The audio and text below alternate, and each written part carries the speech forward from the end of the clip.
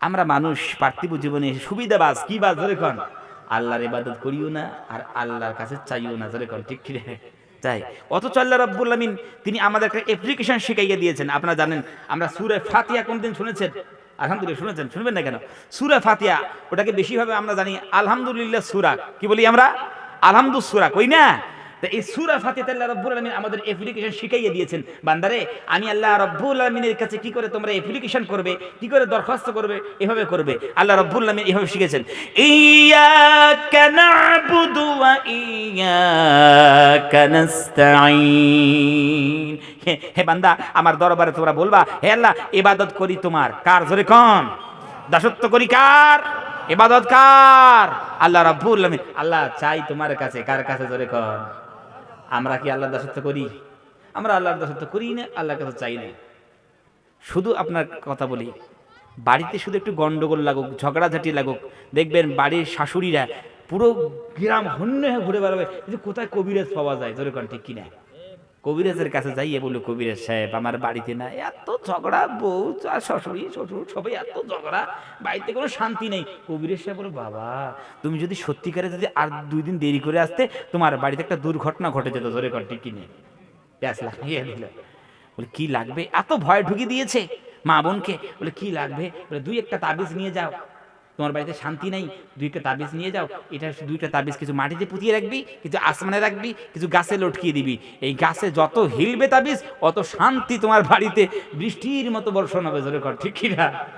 ও মা আবার বলে কি, তাহলে তাবিজ তাহলে কি করতে? বলে শোনো, একটা কাজ করবে। শনিবারে একটা মরাম দুনিয়ার থেকে বিদায় নিয়েছে, একজন মানুষ মরেছে শনিবারে, মঙ্গলবারে দাফন হয়েছে, তার কিন্তু চুল নিয়ে আসবা। পারবে মা বোনটা? পারবে আনতে? পারবে না। বলবে যে মনে করো 2টো নদী একসঙ্গে মিলেছে, নদীর মোহনা, ওখান থেকে দক্ষিণ দিকে পানি আসছে, উত্তর দিকে যায়, পূর্ব দিকে দাঁড়াবি, পশ্চিম দিকের পানি তুলবি, নিয়ে আসবি 7 কলের পানি। জয়গণ, ঠিক কিনে? মা বোনের মাথা হ্যাং, বলে হায় রে, এতগুলো জিনিস কোথায় পাবো? আমি তো রাত্রে পেশাব করতে উঠতে পারি না, এগুলো আবার কোথার থেকে ম্যানেজ করবো?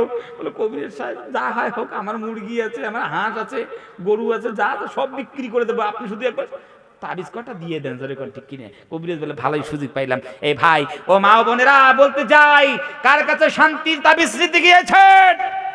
একটু ব্যাকগ্রাউন্ডে একটু দেখেন না, তালাশ করে একটু ব্যাকগ্রাউন্ডে দেখেন। যেই কবিরাজের কাছে আপনি শান্তির তাবিজ দিতে গিয়েছেন, যে কবিরাজ আপনাকে শান্তির তাবিজ দিচ্ছে, তার বাড়িতে এত, আমার ভাইরা ঝগড়া, ওর বউ বলেছে, ওর স্ত্রী বলেছে, যদি বাড়ি যদি আসো তোমাকে ঝাড়ু দিয়ে পুরো সমান করে দেবো। জোরে কোন, ঠিক কিনা?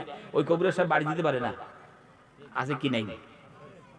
ব্যবসা বাণিজ্য হয়, বলে হুজুর ব্যবসা বাণিজ্যের মধ্যে বরকত নেই, তাবিজ দেন। আমরা তাবিজ দিতে পারবো? অনেক জন বলে হেম্বি লেগেছে, ব্যবসা বাণিজ্যের মধ্যে তাবিজ, ব্যবসা বাণিজ্যের মধ্যে বরকত নাই, টাকা জমে না, অমুক হয় না, মালদার হয় না, ধনী হয় না। ওর তাবিজ ফলাফল 1 সপ্তাহের মধ্যে। কয় সপ্তাহ ধরে? কোন 1 সপ্তাহের মধ্যে নাকি ফলাফল। কসম খোদার, সত্যিকারে আপনি একটা কথা বলি আপনাদেরকে, আপনারা ভালো করে শুনুন। আপনি শুধু শুনলেই হবে না, ভালো করে বুঝার চেষ্টা করুন। যদি কোনো পৃথিবীতে এমন তাবিজ থাকতো, যেই তাবিজ লিখলেই মানুষ বড় লোক হয়, কি হয়? যেই তাবিজ লিখলেই কি হয়? বড় লোক হয়ে যায়। যেই তাবিজ হাতে পড়লে বড় লোক হয়। তাহলে বলেন তো, আপনাদের এই যে মাদ্রাসা আছে, মসজিদ আছে, ইমাম সাহেবদের দরমা কত? ওই 3, 4, 5, 6 ধরে কোন, ঠিক কিনা? এই তো দরমা, এই তো বেতন আপনাদের। আমার ভাইরে, সত্যি করে কোরআনে যদি কোনো আয়াত থাকতো, আবার ইমাম সাহেবদের বেতন দরমা এত বাকি হয়ে যায়, ইমাম মুয়াজ্জিন দুইজনে মনে করে, ভাই এটা কাজ করি, চলো এই বছর হালখাতা করে বেতন তুলবো। জোরে কোন, ঠিক কি রে? হ্যাঁ, হালখাতা করে বেতন তুলতে হচ্ছে ইমাম মুয়াজ্জিনকে। সত্যিকারে যদি এইরকম কোন তাবিজ থাকতো, আমরা সেই তাবিজ একটা একটা করে লিখতাম, ঘরের মধ্যে টাঙ্গাইয়া দিতাম, আর এক একটা করে আমরা মুকেশ আম্বানি তৈরি হয়ে যেতাম। জোরে কোন, ঠিক কি রে? হ্যাঁ, আমাদের এমন অবস্থা, 5-6 হাজার টাকা বেতন, তা আবার বাকি এতগুলো দেনা হয়ে গেছে, তার টাকা নাই, কিছু নাই, আমরা পরেশান। আর বলছে ওরা কোরআন পড়ে না, কিছু পড়ে না, বলছে তাবিজ দিয়ে নাকি বড় লোক হওয়া যায়। হওয়া যায়? জোরে কোন, বড় লোক হওয়া যায়? যায় না। এই যে হাবিজাবি কথাগুলো শুনে, এগুলো ইমানকে দুর্বল, কি ইমানকে খারিজ করে দিবে। কলিজায় যতটুকু ইমান আছে অতটুকু শেষ করে দিবে, ঠিক কিনা? জোরে কোন আমার ভাইরা। ওই জন্য এবার হ্যাঁ, নবী করিম সাল্লাল্লাহু আলাইহি সাল্লাম বলেছে, সূরা ওয়াকিয়া তোমরা বাড়িতে তিলাওয়াত করো, বরকত দিবেন কে? এই সুবিধাবাজকে বলো সূরা বাকেরা, সূরা তুমি ওয়াকিয়াটা পড়বে, ও জীবনে পড়বে না, নামাজে পড়ি না তো সূরা ওয়াকিয়া। জোরে কোন, ঠিক কি রে? নামাজও পড়ে না সূরা ওয়াকিয়া, সূরা ওয়াকিয়াটা পড়তে বলো পড়বে না, কিন্তু তাবিজের বেলা দৌড়ে এসে তাবিজ নেবে, ঠিক না জোরে কর। আমার শোনাচ্ছেন ভাইরা, ওই জন্য এগুলো হাদিস এগুলো ছাড়েন, আমরা ইবাদত করবো কার? আল্লাহ রাব্বুল আলামিনের। অনেকজন আছে আবার হাত দেখে বলে দেয় আপনার আগামী ভবিষ্যৎ কেমন হবে, ঠিক না জোরে কর। মাথায় হাত রেখে আবার হাতটা দেখে বলে আপনার ভবিষ্যৎ কেমন হবে। আমার ভাইরা, ওই একটা গ্রামে গিয়েছিল একজন গণক, হাত দেখে দেখে ভবিষ্যৎ বলে দিচ্ছে, কার কি ভবিষ্যৎ উজ্জ্বল না কার ভবিষ্যৎ অন্ধকার, এভাবে বলে দিচ্ছে। তো একজন ছেলে বলে, ঠাই আমি তো মাদ্রাসা পড়ি, তা আমার তো কোনো কোরআনের আয়াত পাই নেই, তো ও সামনে বসেছে যে কবিরাজ সাহেব দেখেন তো আমার ভবিষ্যৎটা কেমন হবে। কবিরাজ সাহেব হাত দেখছে, তোমার ভবিষ্যৎ ভালোই আছে কিন্তু মাঝে একটু খারাপ যাবে। কি যাবে? খারাপ যাবে। ওই মাদ্রাসা পড়া ছেলেটা আমার ভাইরা ঠাস করে চর মেরেছে একটা। গণক বলছে, চর মারলি কেন? এত বড় অপরাধ, আমাকে চর মেরেছ?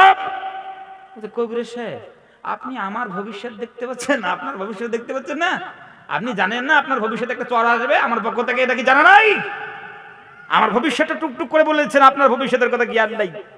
আমার ভাইরা, ওই জন্য ইবাদত হবে কার? আল্লাহ রাব্বুল আলামিনের দাসত্ব কার? আর আল্লাহ রাব্বুল আলামিনের দাসত্ব আল্লাহ রাব্বুল আলামিনের ইবাদত। আর ইবাদতের মধ্যে সর্বপ্রথম অগ্রাধিকার পেয়েছে কোন ইবাদত? জোরে কোন? নামাজ। আছে নাই? আমরা বলি, হুজুর নামাজ না পড়তে পারি কিন্তু আমার ঈমান ঠিক আছে। আছে না নাই এরকম লোক? ঈমান ঠিক আছে। মান তারাকা সালাতা মুতাআম্মিদান ফাকাদ কাফার। নবী করিম সাল্লাল্লাহু আলাইহি সাল্লাম বলেছেন, যারা জেনে বুঝে নামাজ ছেড়ে দিল তারা কুফরি করলো। আর নামাজ না পড়তে পারি আমার ঈমান মজবুত আছে, অত সহজ নাকি? আমার ভাইরে, অনেকজন আপনাদের এলাকাটা খুব ভালো, আমাদের ওই যে এলাকা কলকাতার ওই সাইডে, হ্যাঁ, তবে আমাদের বর্ধমান এলাকা খুব ভালো। ওই এলাকার মধ্যে অনেক পীর সাহেব আছে, আমার সঙ্গে বায়াত হয়, নামাজের দরকার নাই, ঠিক আমার সঙ্গে বায়াত হয় যা আমার হাতে হাত রেখে বায়াত হয়, নামাজের কোনো দরকার নেই।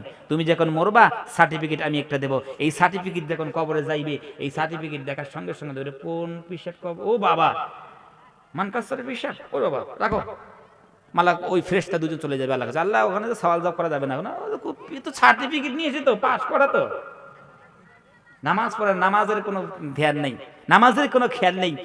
আর আমরা হয়েছি মুরিদ। কসম খোদার, আল্লাহর কাছে কি জবাব দিতে করবেন আপনারা? নবী করিম সাল্লাল্লাহু আলাইহি ওয়াসাল্লাম আখিরি জিন্দেগিতে উঠতে পারেন না, চলতে পারেন না, দুইজনকার ঘাড়ে হাত দিয়ে সাহারা দিয়ে তিনি মসজিদে গিয়ে যে নামাজ আদায় করেছেন। আর আমরা সবল, আমরা সবকিছু এমন ফিরসাব হয়েছি, নামাজও পড়ি না। জোরে কোন? নামাজ বলতে হেঁটে হেঁটে গেলেই নামাজ হয়, ঠিক কিনা জোরে কোন? নামাজ হেঁটে হেঁটে গেলেই নামাজ হয়।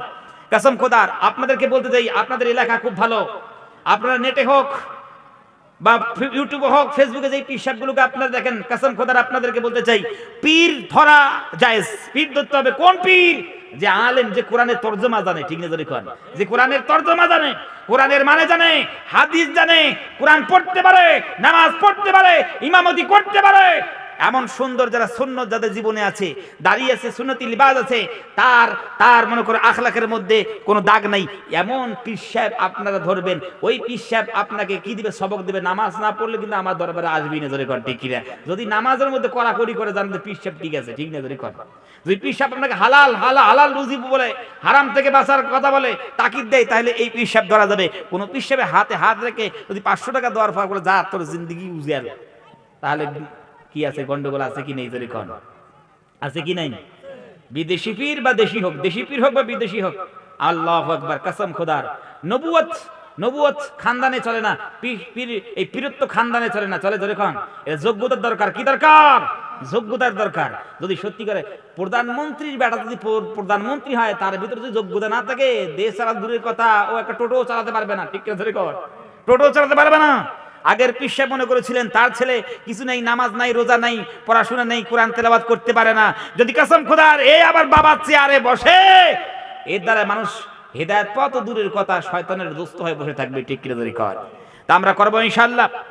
আলেম উলামারা, যথেষ্ট আলেম উলামা আলহামদুলিল্লাহ আছে আপনাদের এই গ্রামে, যারা দারুল উলুম দিবান থেকে ফারিগ হয়েছে। ওখানকার ছাত্র আর শুধু মুখের কথা নয়, অনেক কিছু কুরবানি স্যাক্রিফাইস করতে হয়। ওই জন্য আমার ভাই আলেম উলামাদের পরামর্শ নিয়ে আপনার জিন্দেগি যাপন করবেন জোরে করে ইনশাআল্লাহ। আর আমল করবেন মানুষকে দেখানোর জন্য নয়। হযরত ইব্রাহিম আলাইহিস সালাতু ওয়াস সালাম যেমন নিয়ত করেছেন, সেই নিয়তটুকু শুধু আপনি আল্লাহ রাব্বুল আলামিনের দরবারে করুন। কেমন নিয়ত? ইব্রাহিম আলাইহিস সালাতু ওয়াস সালাম নিয়ত করছেন, ইন্না সলাতি ونسكي ومحياي ومماتي لله رب العالمين ইব্রাহিম আলাইহিস সালাম নিয়ত করছেন, আল্লাহ নিশ্চয়ই আমার নামাজ, নিশ্চয় আমার কুরবানি, ওয়া মাহইয়ায়া ওয়া মামাতি, আমার মরণ, আমার জিন্দেগি সব কিছু আল্লাহ রাব্বুল আলামিনের জন্য। কার জন্য? জোরে কর, কার জন্য? ইব্রাহিম আলাইহিস সালাম আমার সুন্দর করে নিয়ত করছেন, ইন্নী ওয়াজ্জাহতু ওয়াজহিয়া লিল্লাযী